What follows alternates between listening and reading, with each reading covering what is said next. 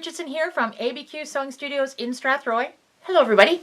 Today I'm going to show you how to not only save a little bit of money, but perhaps help with some accuracy on your rotary cutting by keeping your rotary blades sharp.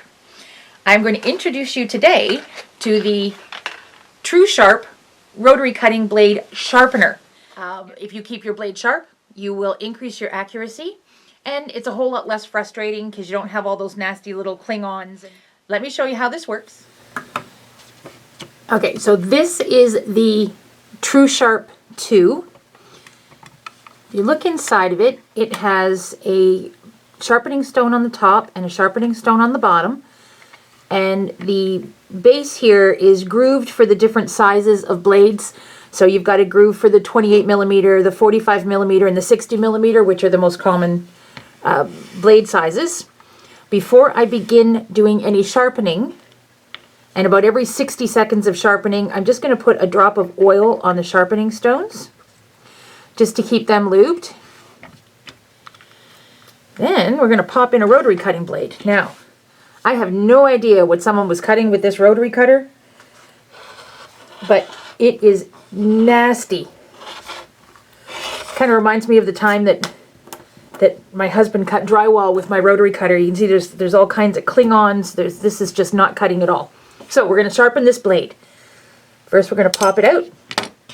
The TruSharp2 comes with a little pair of tweezers, so you don't even have to actually touch the blade.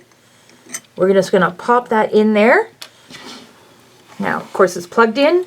We are going to lower the lid and push the button and let it sharpen for 15 seconds. There we go. That's 15 seconds.